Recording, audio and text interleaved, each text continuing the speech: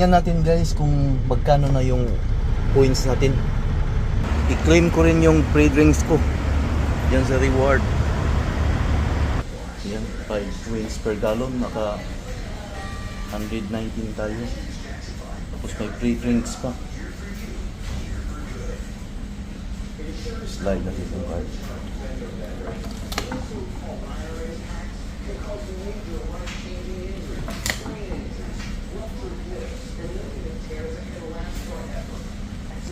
Yan, print natin yun.